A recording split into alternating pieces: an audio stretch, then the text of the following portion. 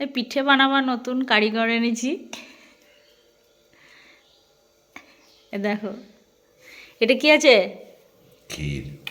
আর এটা পোস্ত। এটা কি? চালগুড়ি। চালগুড়ি। এই পিঠেগুলো সব তুমি বানালে? বউ অকম্মা হলে নিজেকে কাজ করতে হয়। সব বরস